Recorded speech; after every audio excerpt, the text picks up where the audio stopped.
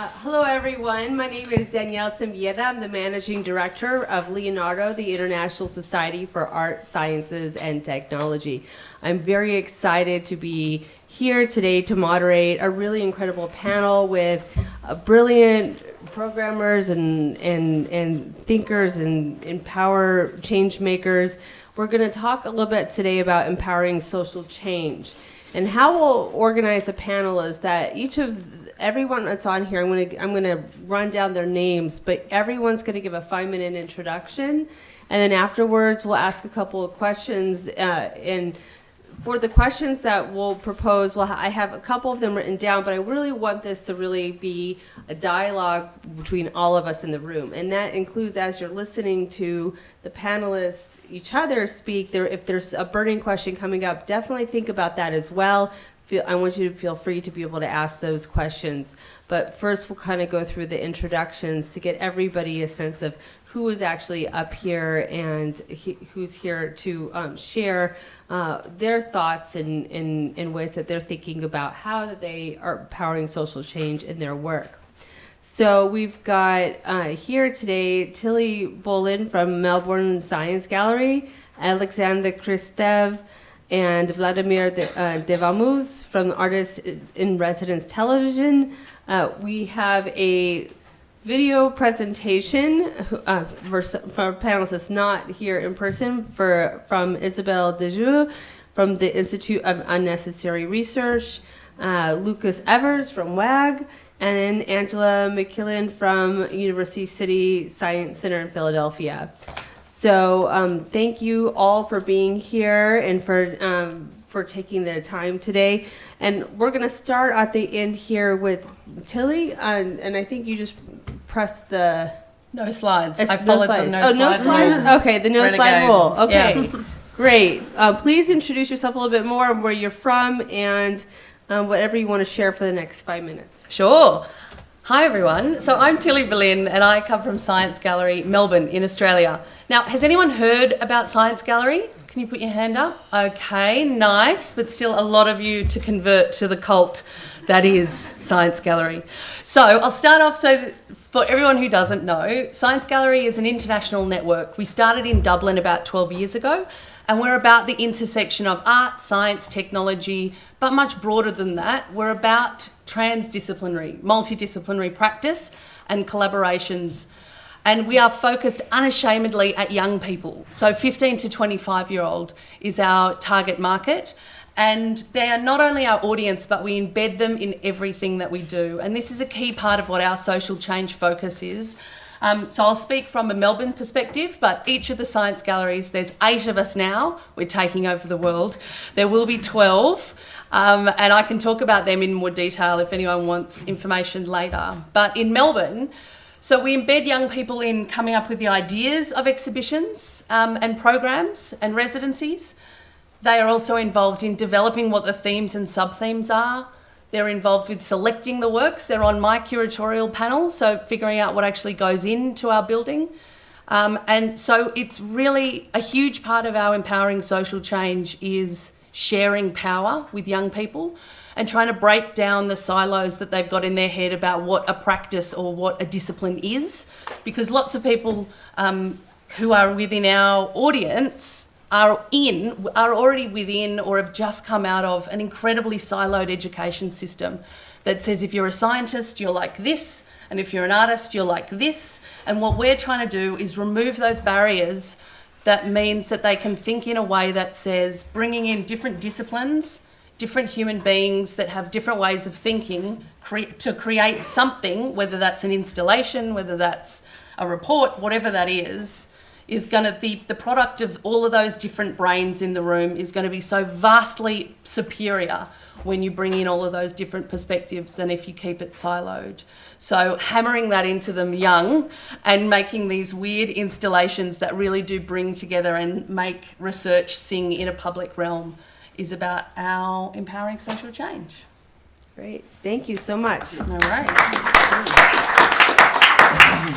And also, since we don't have hashtags and links up here. I think that the digital program is linked to get more information, but if you do want to shout out of your website or how to follow or mention you, that might also be helpful. Oh, absolutely. So Science Gallery Melbourne on all of the socials. And then, because I made my Twitter hashtag when I was young and foolish, I think it's Tilsify, which is TISSS. Yeah. That's okay. It's all part of our history. Great. All right. Well, now we have a duo here, Alexandra Christev and Vladimir de Vaumas. We're going to have you guys talk about the Artists in Residence television. Hello everyone, thank you very much to Start and IRCAM for the invitation. We are Artists in Residence Television, an audiovisual platform dedicated to art residencies. Basically, we launched a project in 2017 in Barcelona after interviewing 10 art residencies in the city. And because it received a great welcome, we immediately left for Latin America. We were supposed to live for 18 months to visit 170 art residencies. And 2 years later, we visited 310 art residencies. For each of them, we interview the founders, the artists in residence, and we make a small video production for them to promote their program. So we wanted to explain what it is about, Artists in Residence Television. So basically what we do is documenting and giving information on artistic residencies, like all format of artist residencies. And we promote the activities and the contemporary art practices that they develop within the spaces and the times allocating to these activities. And the point is to disseminate information and new insights. So basically in videos, so we produce our own videos and reports and interviews that we publish on the website. And we as well share the audiovisual channels of those residencies when they have, and the point is to gather and create a big audiovisual hub. Furthermore, we also have cartography, we do articles, we share open calls and ongoing events as well of art residencies. And this year we'll be launching the internet version of RTV, which is RTV Pro, which will have different features, gathering different selected and interviews about how to manage programs of residencies and everything you need to know from A to Z about different angles of approaching residencies and everything involving the actors and the new definitions of what it comes to be today as well. And as well, webinar services of communication and advisory. And this year as well, we'll be launching GRAL, which I will let Vladimir talk. Because we cannot include all the art residencies from Latin America because not all of them have already video, we will edit a guide with already 550 art residencies throughout 25 countries, including the Caribbean Gulf. Our third project is IRA, the Institute for Research on Art Residencies. Basically what we want to do is edit a report every year on the global situation of art residencies worldwide. For now, we can already tell you that there are almost 5,000 art residencies around the world. 50% of them are multidisciplinary and 10% of them are cross-disciplinary. And 500,000 artists are looking for an art residency every year. Next.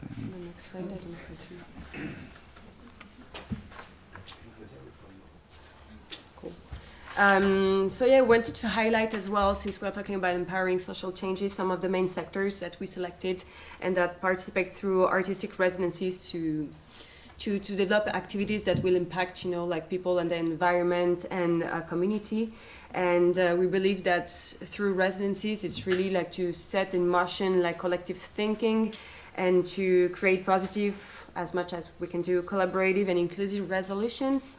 And every time we interviewed the actors of residencies within those 310 residencies we visited, we asked about the social responsibility that they had and how bringing people can have an effect and alter the life of the people, not just the scientists or the tech or the artists that will come into the residence, but the people that go into that residence, that live within the area of that residence and live by all the activities that they do, and meet the people that will come from, I don't know, the other side of the world, you know, to take an interest into their context. So those interviews will be retransmitted in our website within the year. So, well, thank you. Thank you very much. And then, thank you. And what is your website and how do people follow you? And then there was one other thing I want to say is that you all are going to be here for the next 2 days doing in-person interviews for all of us that are here, right?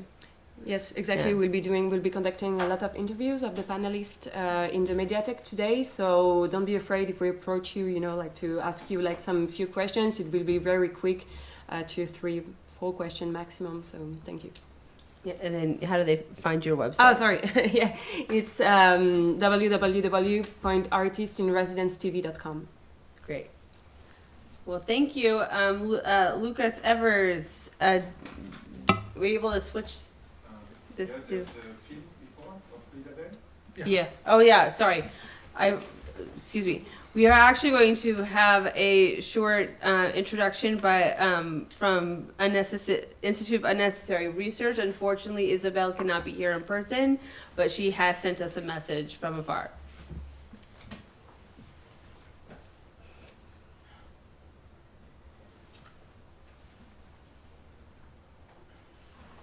Hello and good morning to you. As I have been told by the government to avoid any unnecessary travel due to COVID-19, I have chosen and opted to stay in Singapore and send you my contribution through video.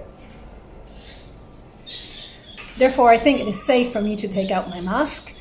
And although I'm really sad to be missing out on the discussions, I'm glad to be able to participate, or rather to follow the conference live, and hope that you will be reaching out for further connection and communication.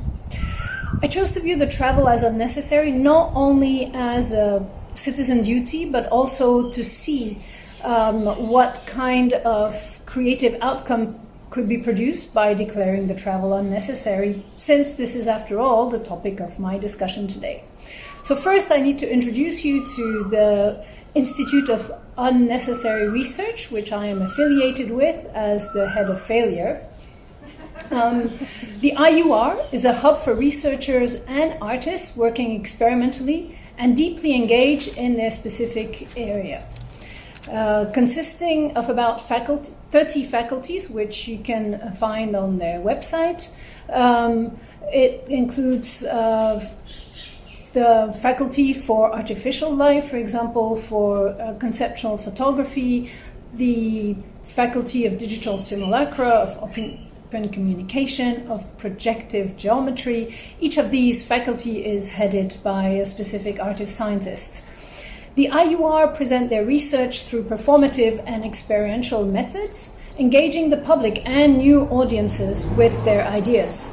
They organize performance events in galleries and other alternative settings to engage the public in their research and in the meta-research.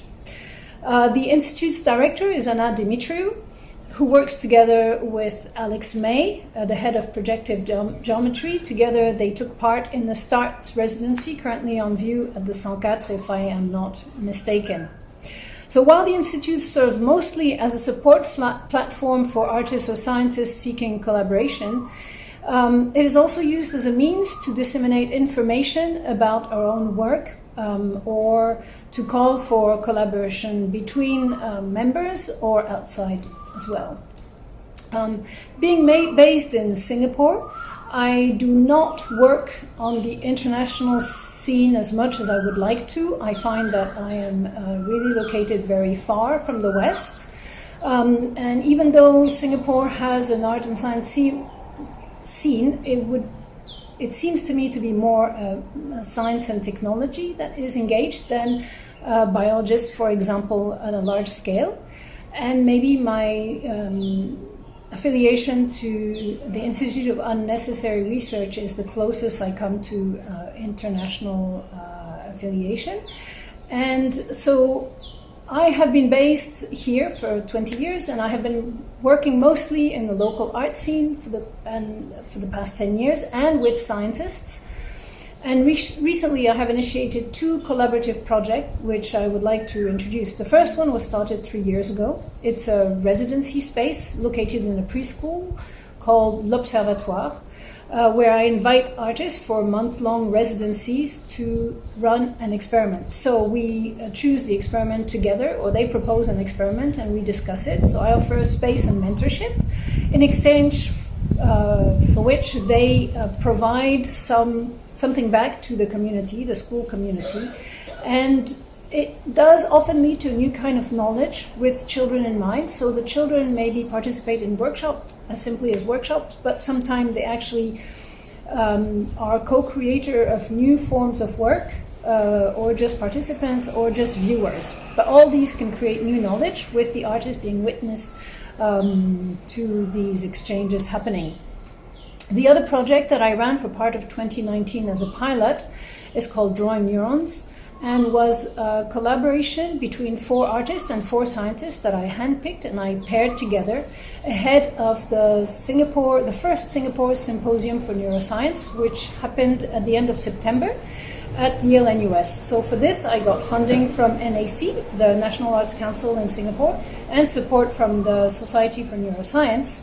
And what the collaboration consisted of was conversation between the 4 teams for about 2 months ahead of the symposium. And it led to an exhibition during the symposium of the artist's work.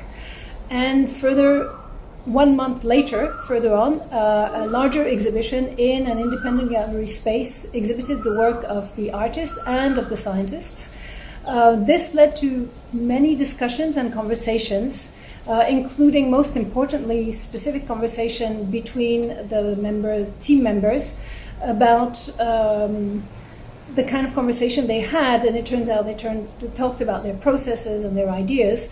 And what was most striking was that the scientists were very open to observing and learning from the processes that the artists had brought to the table.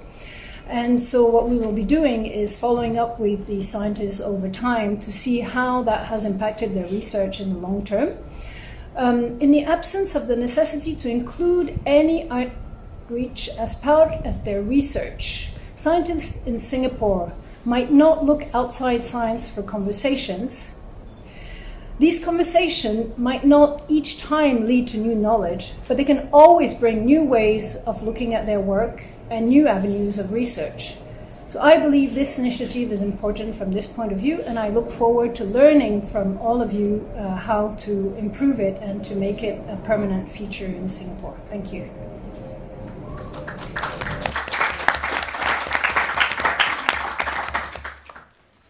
Great. So now we have Lucas Evers from Waag, and we'll switch over to the laptop. Yeah, thank you for inviting me. I apologize that I have slides. I didn't know, I didn't read through my emails good enough, well enough. So,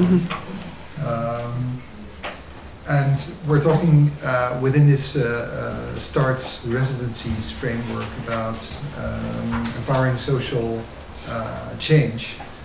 So I had some thoughts there. Waag, of course, being an institute that as its most important activity has to look at how technology manifests in society and has an effect on society, and vice versa, society also on technology. So we try to do that always in an open, fair and inclusive way. So we just finished writing our new research agenda, and it has a motto that is staying with the trouble. I think that is what artists can do very well. It's about proximity and care, and about how science, technology, and the arts can be a compass there. And therefore I was surprised, but also I liked the presentation of Ariane very much, because that's the potential that we have not to its full used in the whole START program. So, staying with the trouble, we are in a project called Critical Making, which is also happening by a number of designers in Canada. But here, Dani Ploeger is looking at all the computers we have that end up in dumps and Legos where the parts are taken out. And it's quite dangerous work that is staying with the trouble as an artistic kind of practice. Looking also at very critical artists. I love the work of ImageNet, Roulette, Bacon and Crawford that is making us aware of where we should not go with artificial intelligence, diving deep into what its effects are, yet at the same time it's still an artistic practice that is far from the social innovation that we have at the table now. But more essential are the workshops like this one of Kat Alston, but also workshops like the one with the aliens in green, of which one is here sitting on the front row, Mary Magic, making biosensors to find out how much polluted our waters are. I think these are art science collaborations that are closer to social change that I think are also essential. More works like this that is making us aware. This is a work by Forensic Architecture. But also in the STARTS project itself, there's a number of works that I think are also making us aware in a very critical way of the technology. This is Project Alias that you all know about. And the other one is this one, trying to create a bottom-up understanding of what a smart city can be by inviting as many inhabitants of the inner city of Barcelona as possible. Yet at the same time, the engagement of the public is data collection and not so much really the social change it is about. So looking at the residency's keywords, there was no one about social change. So maybe that's an opportunity for a new direction in STARTS.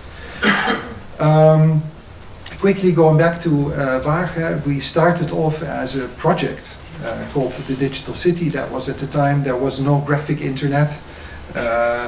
Internet was a black field with green or yellow letters that you could dial into. This was the first website in the Netherlands that you can be donated a free email address and 2 megabytes of web space, and that in no time exceeded the digital city that was only bound to Amsterdam. It became much bigger than Amsterdam, from which it originated, and meant for a lot of internet penetration in the Netherlands, for good or for bad. So that is a kind of social media avant la lettre, and at the same time the artists involved here were doing a lot of things in the back, designing, bringing people together, etc.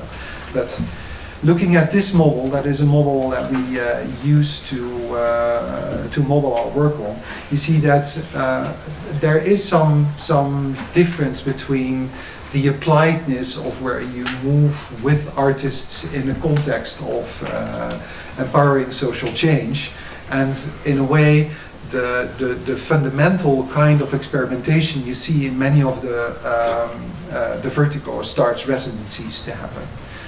Yet that as you look at the different kinds of methods, art science, smart citizens, commoning, co-creation, you also see it slides towards more appliedness, where you have to design a process with citizens in order to empower them. So the art aspect becomes more social, and I think that was well reflected in your presentation, Aria.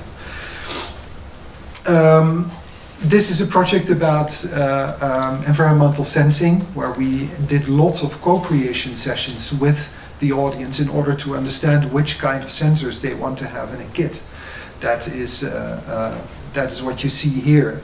Also here, this is very much art-inspired work, because we think if you empower citizens to become their own data collectors with their own silos, like you also do in Melbourne, you really set for change. Here you see the kit, here you see where it's distributed.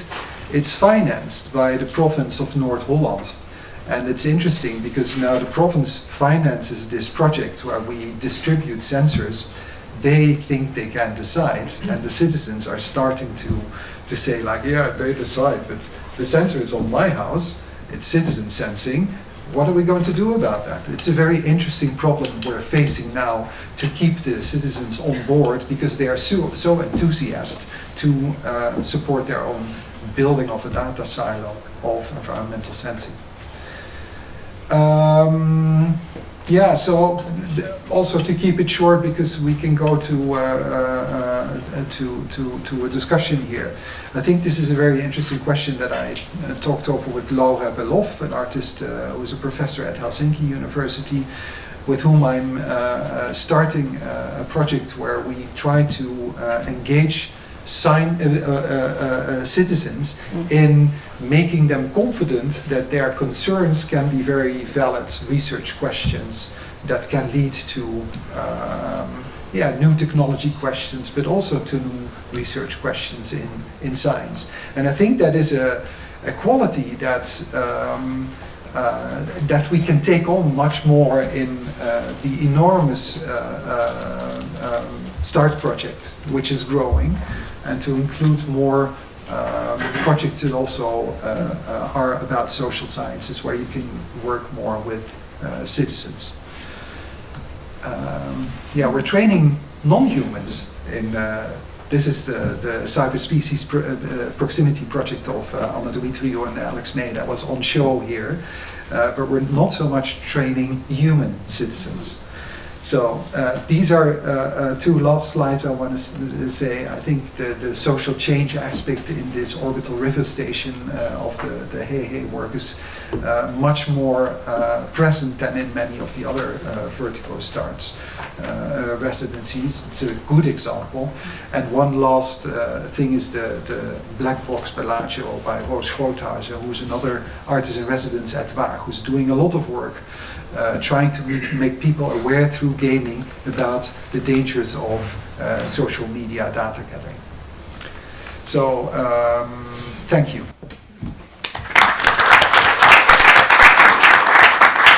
Please share your website and how people follow you. Yeah, thank you for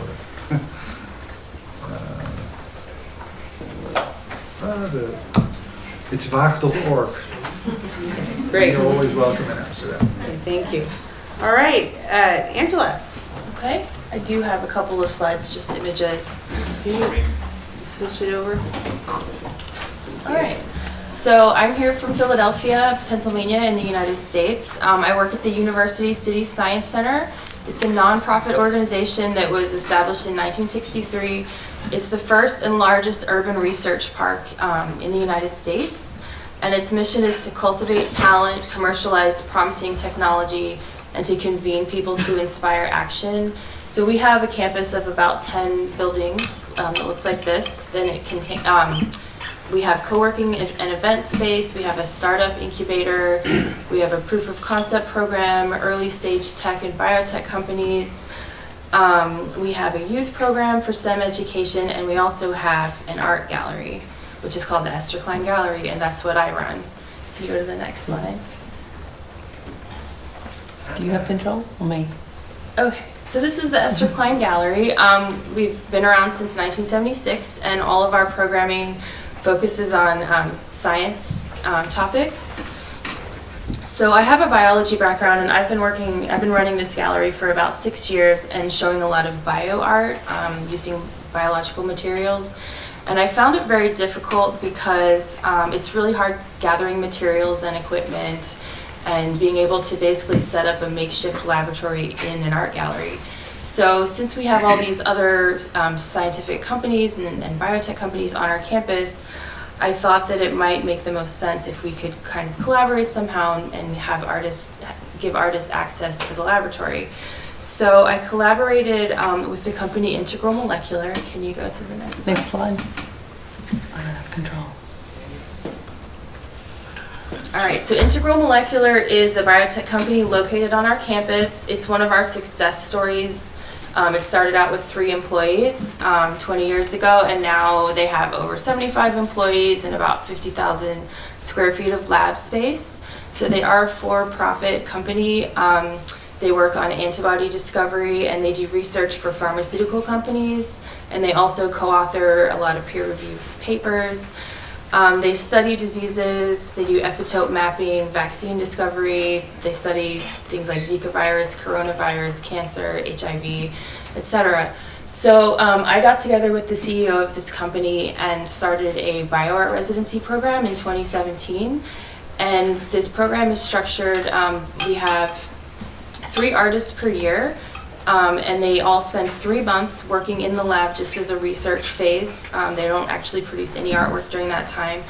And then they go back to their studios for about 6 months to a year and create a body of work based on their research. And then we have a solo exhibition at the Esther Klein Gallery. And just to give you one example of a project we've done, I've worked recently with the artist Heather Dewey Hagborg, who created her Lovesick project, which is basically a custom retrovirus which infects its human host with a gene that increases the production of oxytocin. And this oxytocin is implicated in feelings of love and bonding, monogamy and devotion. So she kind of created this real virus as an activist intervention, sort of like an imagined solution to post-Trump, post-Brexit crisis that we live in. That's it. Great.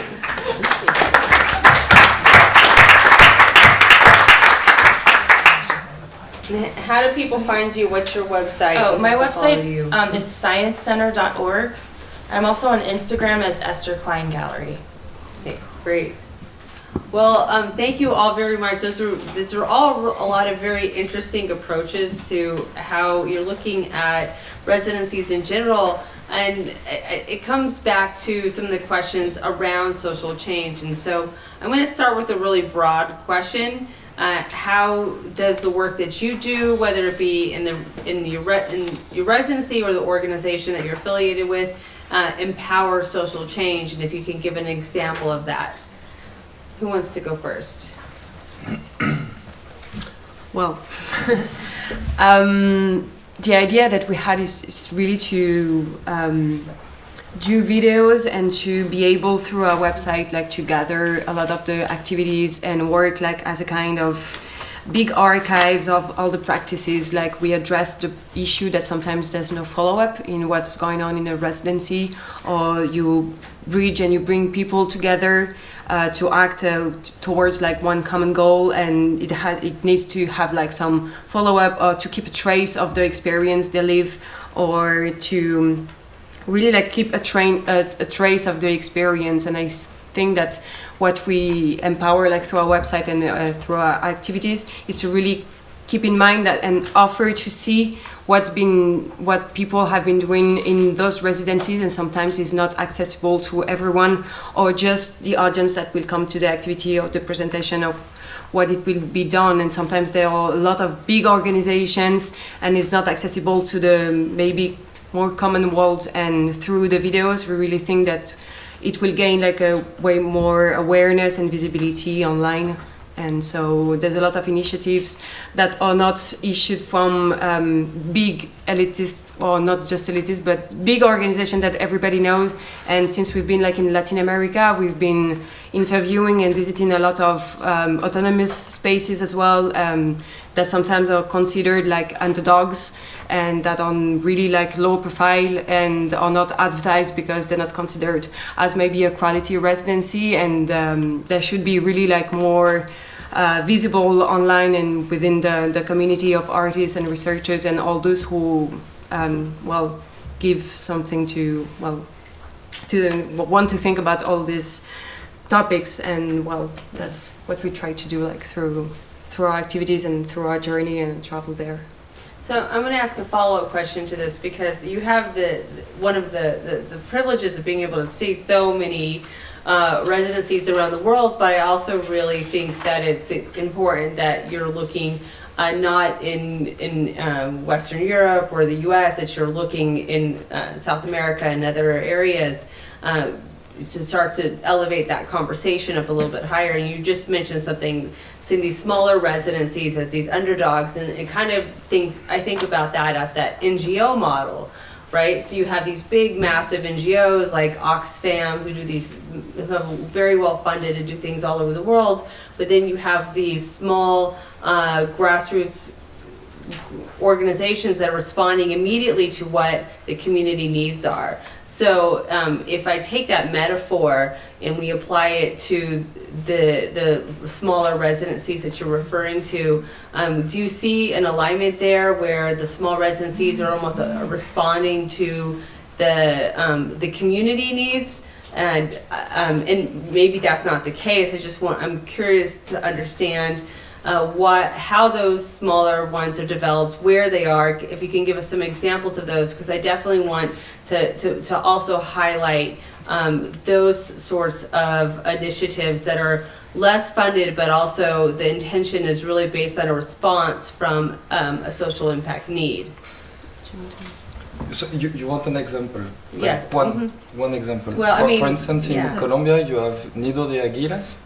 It's a place that take care of the rescue of seeds, because right now in Colombia you cannot buy seeds, like ancestral seed. You have to take the seeds the big company gives you, and that will only blossom once in a year. You cannot just reuse it. So this residency invites biologists and scientific to come and rescue the seeds. And in the longer term, they want to plant the seed and buy lands. And now I think they have 500 hectares, not all close one from one place, but they are trying to make a reserve, a huge reserve. So they are empowering a change, at least on the environmental level, I think, and also on the educational level, because they really try to pass on this knowledge about seeds that is totally disappearing in most of the countries in Latin America. And you have absolutely no help, no financial help towards this kind of initiative. So it's always one person who think about one program to do and then follow it for all the rest of her life. It's a girl in that. Not sure I answered you. No, I think that also sort of bubbles up something that can relate to everyone else. So you have this artist in residency in Colombia that was started out of seeing this need for the regeneration of seeds and seed knowledge, because the seeds are not available in terms of the sense that if I'm correct, you have to actually purchase them every year. You can't replant them. No, that's a normal seed. If you want to do agroalimentaire work today, you cannot have only one seed of one plant. Monocrop. Yeah. Monocrop. Exactly. Okay. So which is the gist of that is that this was a problem that was, I'm assuming, discovered locally and then inspired to address that social change need. So there are so many areas of social change that we can discuss at this table. I mean, if we take a look at today, we have what I don't remember the real name for the coronavirus. It's like something like 19. We have that issue, right? Virus. We have Brexit. We have political issues. We have sea change. The list can go on and on. This can seem overwhelming in terms of in your programming and deciding what artists to come in. What do you prioritize? What does that need? So if one of you could volunteer to walk us through that process of how do you prioritize, which social impact do you focus on now, or how do you prioritize that? Yeah, if I look at what we do at Waag, and I'm always closely looking at how the science gallery model is, because I think that is a very strong inclusive model. It's working with values, these values of open, fair and inclusive. and looking at what kind of public concerns are out there. Along that, we have currently a number of research groups that try to work with these concerns.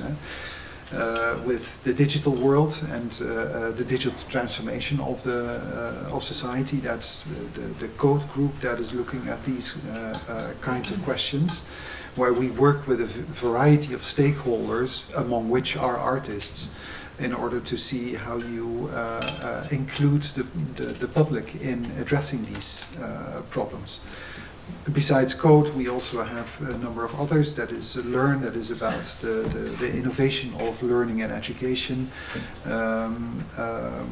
Care, which is about trying to bring more creativeness in new care applications that are often in need to undergo a very difficult process of being validated by a health organization. The health rules. So there's a lot of care that you can organize, which is informal, which doesn't have to be medicalized, etc.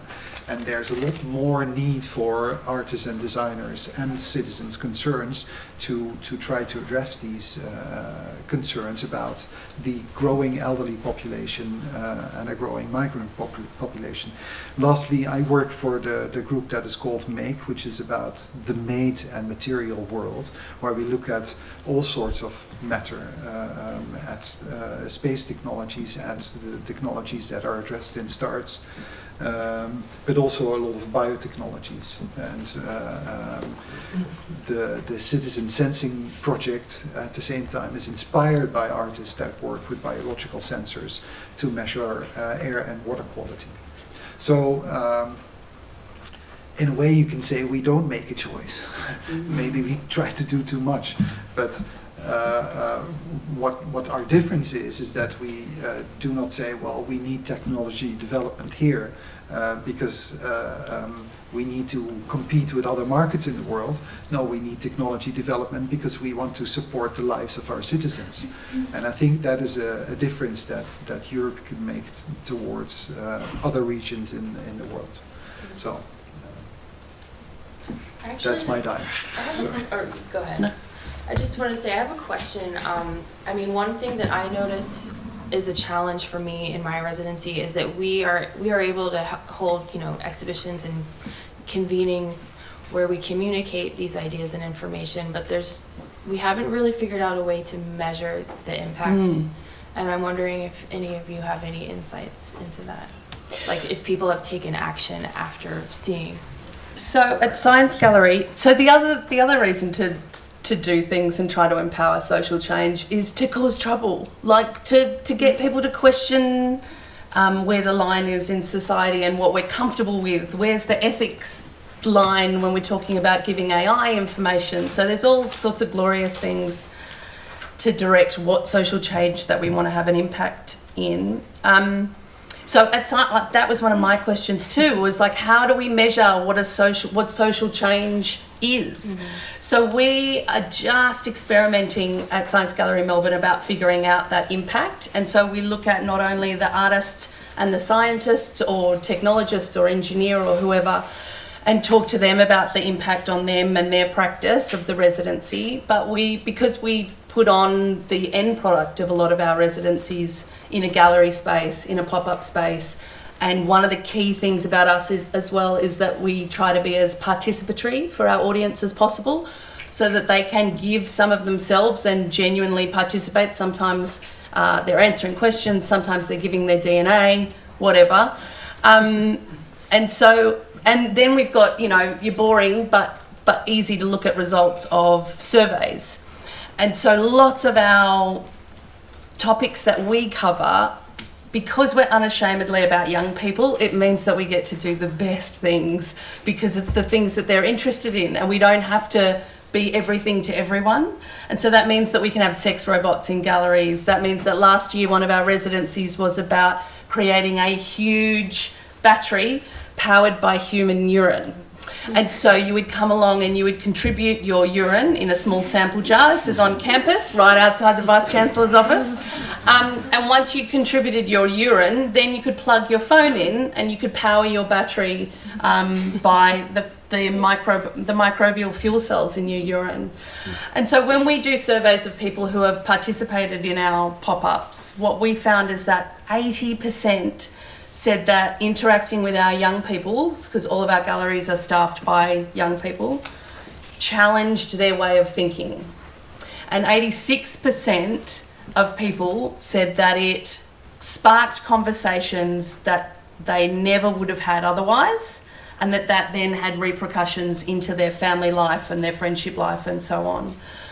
And so those sort of numbers are the things that inspire me, that we're heading in the right direction. So being provocative, but getting people to question what they already think of as fact and challenge that based on conversations that they have in front of this strange contraption. And that Urinatron, that huge thing, was a partnership between a French artist and a chemical engineer who were both really interested in, because last year our theme was disposable, so redesigning and rethinking waste. And so they were both coming to urine as a source of power and not as a waste product from really different viewpoints.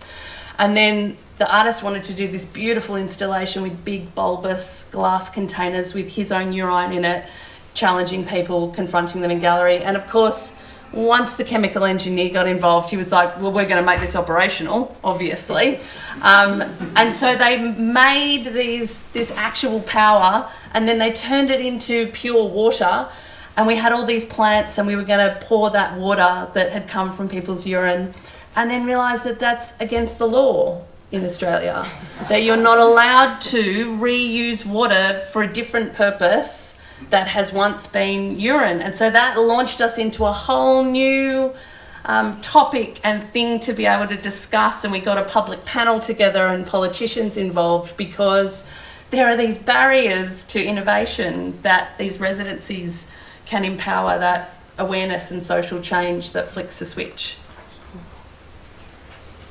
That's great. That's an excellent example.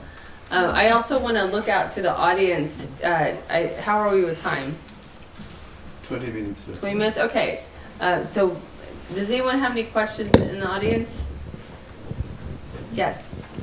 I have a really boring question. How are each of you funded? That's not a boring question. That's very exciting. So Science Gallery is funded by multiple streams, so we're always part of a university.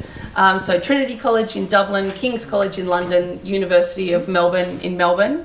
And when Trinity College, the first Science Gallery, went so well, we got a Google grant to set up the international arm that set us all up. I call it the head of the octopus.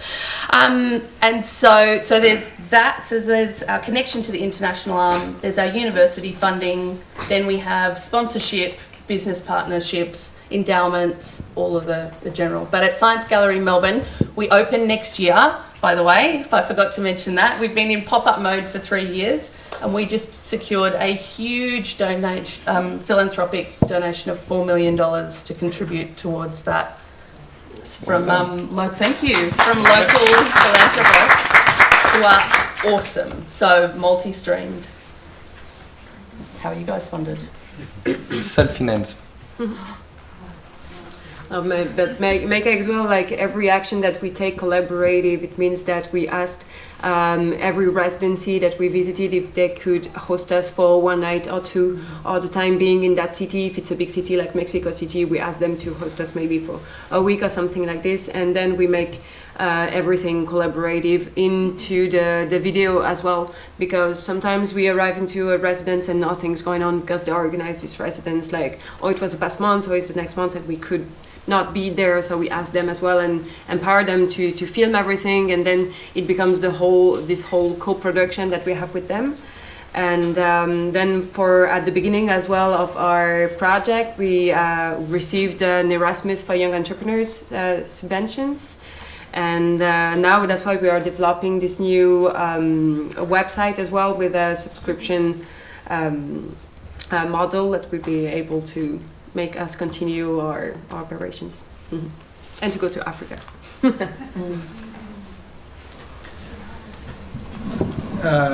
Yeah, we are locally, provincial, nationally funded by the ministry. We use that small basis money to do a lot of project development, going at cultural and business funds in the Netherlands.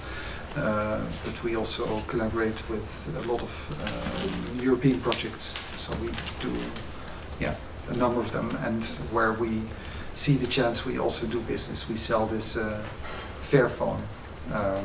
That is not our company anymore, but it's a company that was started by us.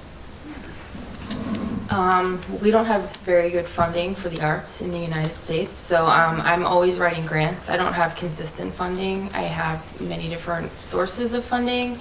So sometimes we have very ambitious residency projects, and other times we work bare bones. Thank you. I'm going to go back to one of the questions. You may want to, I might ask your help with it, because it was the question you put up there earlier, and it had to do with a lot of these in residencies. There's a lot of questions that come up within, especially in the collaborative spaces, like there was new questions that arose, a new way of thinking, and then how many of those actually then led to actual scientific studies? I think that's a really good question. And does anyone have an answer to that? Do you have an answer? But do you mean scientific studies that measure the effectiveness of what's happening? Well, we just learned a lot about different ways of measuring, but it could be either by measuring effectiveness, that's something that actually has some sort of funding stream to where that study becomes either a new field or a new way of solving a problem, where you can see the extension of that question then being explored and discovered beyond that time frame. Yeah. I don't know whether it really answers the point. I'm always looking at the work of an American artist in the Netherlands, Deborah Solomon, who set up an urban farm called Urbania Hoeve. That is not so much really producing a lot of food, but it is bringing all the knowledge of migrant communities from Morocco and Turkey in poorer neighborhoods in the Netherlands together to grow their old crops and gather all the knowledge they have about crops. There's never done a study about her work, but it had a very strong renewed binding of those neighborhoods. But she also is now doing a PhD on soil regeneration in cities, and you never know how much poisoned the soil of your parks and gardens in cities is. It's incredibly what she found. So it's interesting to see that these things go together, because it's really about social empowerment there, but also finding a very interesting way to do so that leads to new research questions in sciences. She's now working at Wageningen University and preparing the Dutch pavilion for the biennial in Venice. Okay. Any audience questions? Hi, I have a question for the Waag. So you've been doing an amazing job in the Netherlands, and I just recently got to know that there is this initiative, I think it's called the DORA, that there's a research assessment, a fair research assessment, because one of the troubles that scientists do encounter when engaging in this kind of art and science interactions is that it's not really well supported from the top, meaning you invest your time, but how you need to still produce in papers, you need to still to do what you've been funded for. And the fact that the Netherlands passed or signed this, the NWO signed this agreement, I find it very fascinating. I don't know if actually the Waag has something to do with it, because you've been kind of permeating the whole Holland, this way of thinking of opening up and causing troubles and assessing differently. Yeah, but you were talking about an initiative called Eudora? Yeah. The San Francisco. Yeah, I don't know. Well, what is interesting, what happened in the Netherlands is that our Minister of Culture and Education announced a while ago to cut a large part of the humanities budget anew. And what is interesting, and I think that is a kind of culture we have, is that all technical universities immediately protested. And they said, we need more humanities scholars because we need to understand how these technologies are developed and how, and that's more important, how they affect our societies and our ecology. And that I thought was fantastic. And I think that we should all advocate for, and not only the relation between the arts and sciences, because if you place the art somewhere, it's always there in that corner with the humanities. But also make the maybe not the triangle, but the rectangle of public, science, humanities, and the arts. And if you make an interface for that, also all the efforts in STARTS will have more impact within society, I believe. It's probably not really an answer to your question, but I'm happy to talk more. Yeah. I think we had another question, Diana. Yes.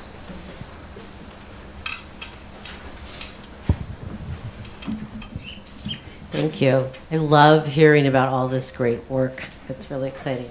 So, drawing on the earlier presentation from Ariana and the levels of impact, if we're looking at social change from individual to organizational to societal, I wanted to flip the telescope around and ask each of you what kind of impact the work that you're doing is having on your own worldview and your own sense of agency, an impact that you're having or could be having in the world. Wow. Okay. Transformational. So I was originally a microbiologist. I mean, still are. I mean, never not a microbiologist, right? And then I wove a very strange path through, found out that I was a better science gossip, so talking about other people's science rather than doing my own. So did radio and TV and all sorts of things. But really, I had come up through that education system that I put myself in a science box. And that's what I thought, that I was this sort of person, and that's how I addressed the world and dealt with everything. And so working at Science Gallery and working on these residencies and bringing these different minds together and watching that has been an extraordinary growing experience for me in terms of being comfortable with being uncomfortable, which is just mind-blowing for someone who was a real control freak microbiologist like I was. And so being comfortable in that space and opening myself up to different kinds of opinions and sharing power proactively with young people and with the people who are creating whatever it is. So handing over agency has significantly shifted how I deal with my life on a personal scale, on a career scale, how I think about how organisations and countries and things should operate in the future. And will continue to for the rest of my career. So art science collaborations change the world. Hallelujah. Thanks for coming to my TED Talk.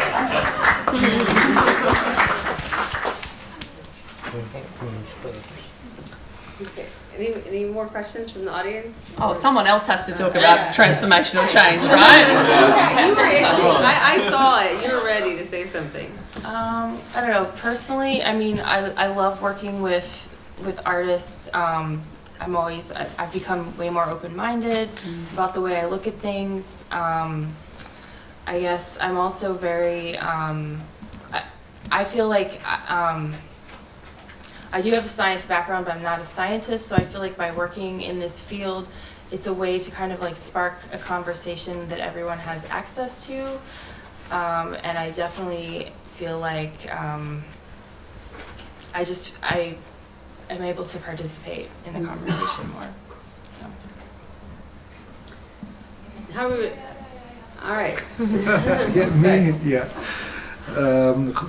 Personally, I very much enjoy when there is these conversations between artists and sciences and the public. Specifically, if you find someone new that you can convert, or that you can show how much more meaningful such a conversation can be. So I really appreciate the smaller events I organize at the Waag, where in a very open way we can bring artists and scientists together, and then not even have an idea that we're going to do specifically this or this. And also in the conversations with Laura Bloff for a new project start, she asked me, well, but why do you do these hands-on workshops where people are able to touch biotechnologies? And so we organize dinners where people can make their own cell culture, so they can see how you grow synthetic meat as part of a larger dinner. And I simply wanted to create a critical attitude with that.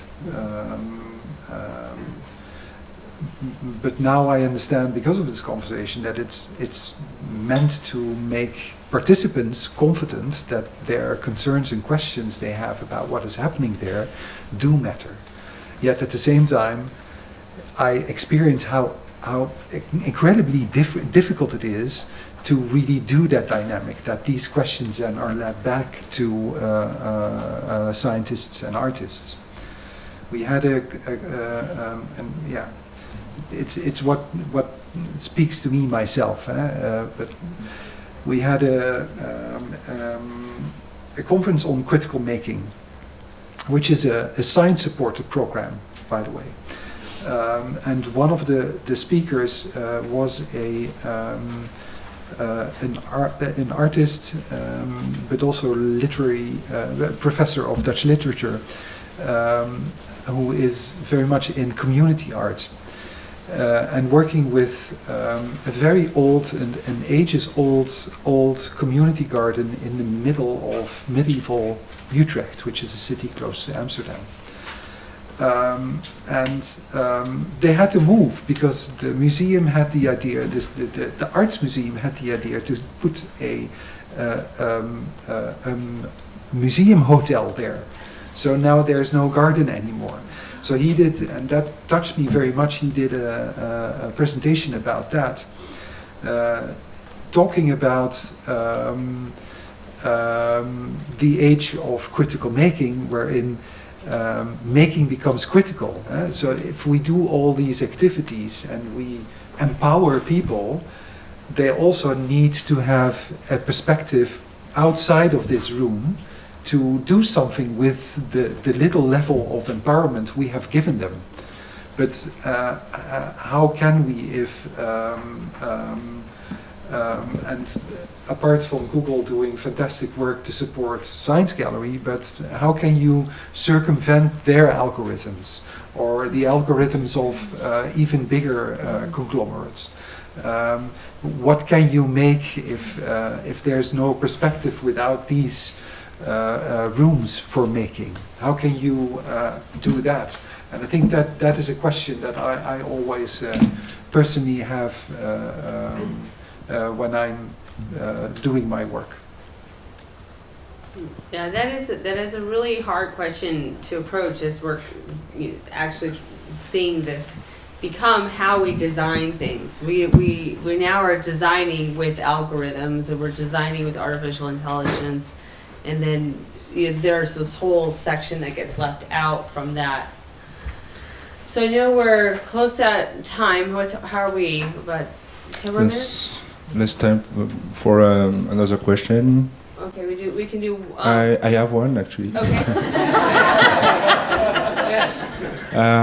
Because so the STARS program, for instance, is a CSA supported by the H2020 program. You just mentioned, Lucas, a science supported project, and we know that in terms of funding, science world is much bigger than cultural in most countries where we are operating.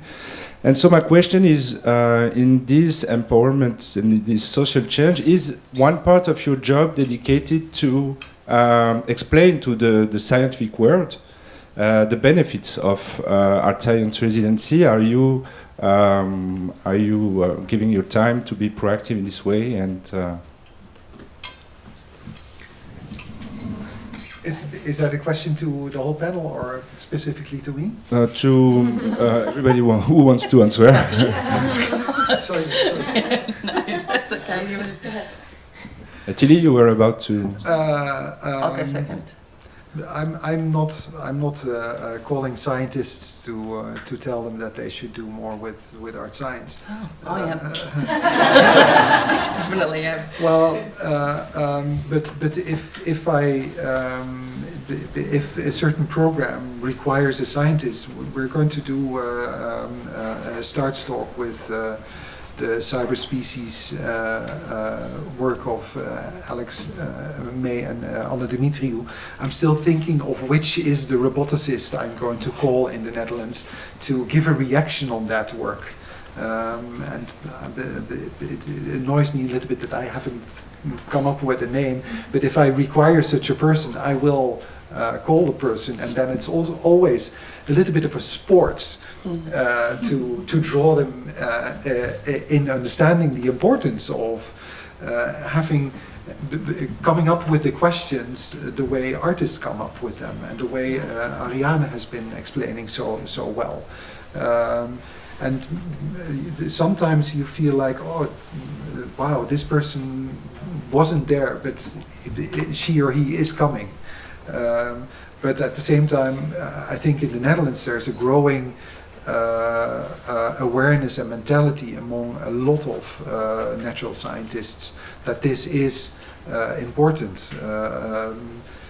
Sometimes for science communication reasons, but also more and more often because they think it is very interesting to have their way of reasoning, their way of working challenged. And I think that's a great benefit. And also lots of scientists and all of the STEMs, scientists, technology, engineering, maths, lots of them are funded by the public. So that's like one of the first things that I pitch.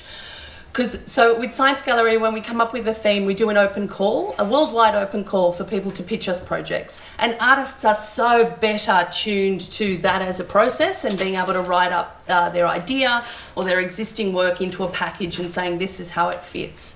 Scientists and engineers are not honed and skilled into doing that because they're skilled in doing it in a much different academic way. So a huge part of my job is finding collaborators so that I do an open call, all these excellent proposals come in and I think, yeah, that could be amazing if I could find a chemical engineer who's obsessed with urine, for example.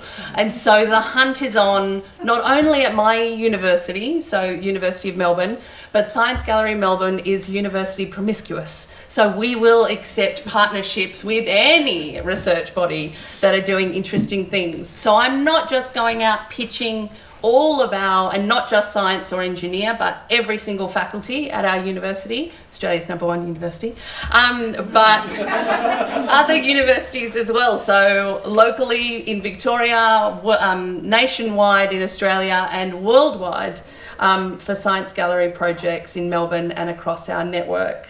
And so I find, and this is a question from before, because there's so much pull on scientists and academics and researchers in general, it's the publish or perish. So I find incredibly helpful links at professors about to turn emeritus and at PhD students or postdocs. They are where I get the most active engagement with people going, oh yeah, this sounds weird and cool, I'm in, sure, I'll have a discussion with them. And I have this huge scale that I also go and pitch to academics about the amount of time you could contribute to this could be this, and that's still helpful to the artist and progressing their thinking and interacting with your thinking, through to creating an enormous battery powered by human neuron next to the Vice Chancellor's office, for example. So yeah, there's the full spectrum, but it is a constant battle for me, and not battle, let's not say battle, constant delight to go out and remind them about not only that they're funded by the public, their research should be embedded and communicated to the public, but in Australia, some of our really big grants now have science communication or public engagement baked into it. And so that is incredibly important in valuing that as part of the research timeline and part of their development as a human being, as an academic, as a researcher, as a mentor within their labs and beyond. Yeah, the end. Sorry. Okay, all right. So this we can talk about this Yes. all day. But I know I hear some tummies grumbling because I know it's lunchtime. And this has been really exciting, and I hope we can all still connect on this, because this is really why we do our work, is to have a social impact. And thank so all of you for being on this panel, and I'm so interested in all of your work, and I hope to engage with you more. And thanks to everybody in the audience for all your really amazing questions. Thank you, Danielle.